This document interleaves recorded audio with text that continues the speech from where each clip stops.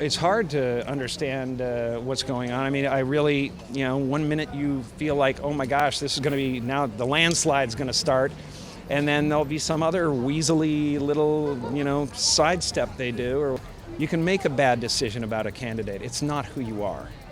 It doesn't mean you're dumb. It doesn't mean you're different. It doesn't mean, the trouble with what's happening right now is these, this administration is a rabid dog, and it's turning us upside down. And all, as far as I'm concerned, it's as obvious as the nose on your face. Jim Carrey just called Trump a rabid dog, and Trump supporters are losing their minds. The masked guy who made us laugh with his rubber face for decades is now making MAGA fans cry with his brutal political artwork. Remember when comedians just told jokes? Those days are gone. Carrey's transformation from goofy actor to Trump's worst nightmare shows exactly how desperate things have gotten in American politics. And the craziest part? Trump hasn't even responded yet. Before we move on, I'd like to ask you a small favor. If you appreciate this content, please take a second to like this video and subscribe to the channel. Over 98% of you watch the videos without subscribing. It costs you nothing, but it makes a huge difference to us. So, did you click the subscribe button? Great, thank you so much. Now, back to the video. Remember when Jim Carrey just talked through his butt cheeks and made silly faces?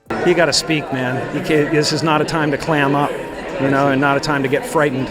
You have to do what you have to do. This is dire. I just want to express it in a positive way. I want to turn everything painful into art. You react to the pipe bombs. Are you afraid personally ever?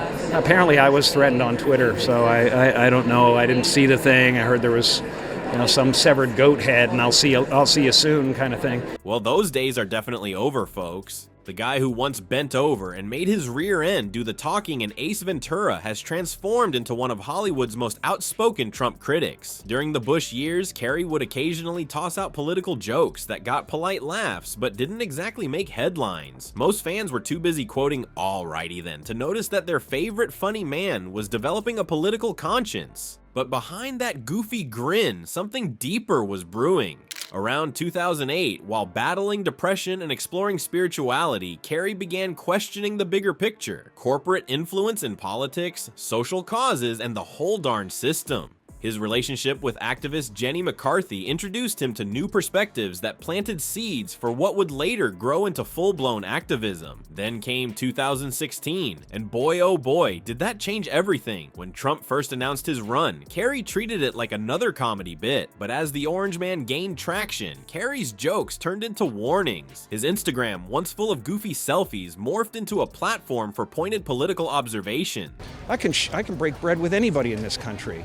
I love people in this country. I love the heartland of this country. It has nothing to do with that. These really negative forces like the Steve Bannons of the world are convincing us that we're separate, that we're not the same country, that there's two countries. There's not two countries. It has to do with, it's become obvious that the choice was a bad one. We just need to change it. And if you can't vote for a Democrat, at least let all this flood of information that's so negative. The transformation is wild when you think about it. The same elastic face that made millions laugh in The Mask now contorts into deadly serious expressions when discussing democracy. During an appearance on Bill Maher's show, Carrey called Trump a used car salesman with a terrible spray tan, a far cry from his pet detective days. What's fascinating is how Carrey repurposed his comedic talents for political commentary. Those exaggerated facial expressions that made us laugh in Dumb and Dumber now serve a different purpose, mimicking Trump's smug looks in viral videos that pack a serious punch. The man who made his living being silly found a way to use those same skills to deliver serious messages. Trump is toast. And so you just kind of digest the news of the day. It's an affirmation. I'm glad some good is coming out of this stuff. This is Robert Mueller. Robert Mueller putting the squeeze on the president.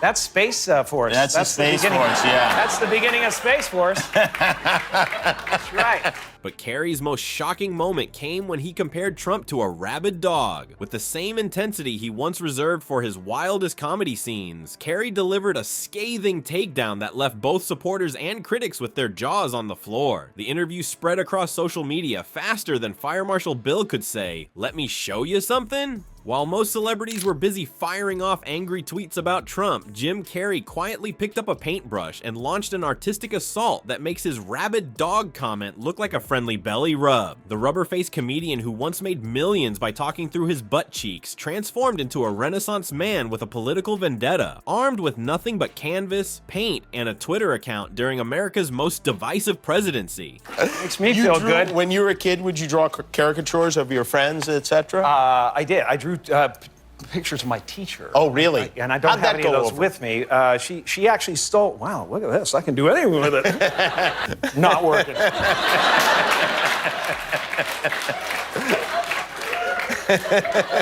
Oh, they got you coming and going, man. You know what I mean? That is remarkable, I have to say. Incredible transformation. It is an incredible transformation. Who was the teacher Watch you drew? this. Oh, yeah, all right. Carrey's artworks aren't your standard political cartoons with labeled characters and obvious metaphors. No, the comedian turned artist created gallery-worthy paintings depicting Trump in hilariously unflattering scenarios. He portrayed the former president as the Wicked Witch of the West, melting into a puddle of orange goo. And my personal favorite, as literal toast. That Trump toast painting is a masterclass in political satire that works on multiple levels. It suggests Trump is crusty, done for, and leaves a bad taste in your mouth, just like many Americans feel about his controversial policies. That character's called Good Morning Hitler. This is a bad angle for me. It's just a bad angle for me. No, you look good. Yeah. Stay away from this angle right here. We can swap got a if you giant need. screen there with the worst angle I've ever seen in my life. Well, yeah. I get home. Yeah. Phones, I'll be asleep before my head hits the limo seat. Can I make you more comfortable? Maybe you'd like to lay your head on this phone. Oh, really? Axes in her head and things like that. Yeah. It's like I hadn't learned how to be correct yet. Yeah, she took them all. Oh, she confiscated them. What makes Carrey's paintings so effective is how they blend his natural comedic instincts with genuine political concern. The same guy who made us laugh with his elastic face now creates art that makes us think while we snicker. It's like getting rickrolled, but instead of Rick Astley, you get a serious message about democracy being in danger. Carrey's genius lies in using humor as his Trojan horse. Behind the silly depictions and witty captions lurks a deadly serious warning about threats to truth and democratic values. He's basically saying, hey, remember when I played that lawyer in Liar Liar who couldn't tell a fib? Well, we're living in the bizarro version now where the biggest liars get the biggest rewards. The reactions to Carrey's artistic crusade have been predictably split. Trump supporters are absolutely furious, demanding he should stay in his lane and stick to talking through various body parts for our amusement. Meanwhile, his fans applaud him for having the guts to speak truth to power through his art. Perhaps the strangest part of this whole saga is Trump's response, or rather, his complete lack of one. A man who typically fires back immediately at any celebrity criticism has remained oddly silent about Carrey's artistic takedowns. Maybe he secretly appreciates fine art, or more likely, he knows engaging with Carrey would only amplify the comedian's message. Jim Carrey isn't the only funny guy to swap rubber faces for razor-sharp political commentary. He's joined a whole comedy revolution where the jesters have become the truth tellers. John Oliver and Stephen Colbert are doing it too, making us laugh while they slip serious political truths into our brains like vegetables hidden in mac and cheese. And it actually works. Research shows that political comedy does more than just make us snort laugh at our phones. It makes complicated political garbage digestible for normal humans. When comedians wrap serious issues in joke wrapping paper, people actually listen instead of changing the channels. So while Trump supporters might want Carrey to go back to talking through his butt cheeks, maybe America needs its comedians to keep us paying attention. Because in these crazy times, sometimes a punchline cuts deeper than a headline. Who knew the class clowns would end up being our most honest political teachers? Funny how that works.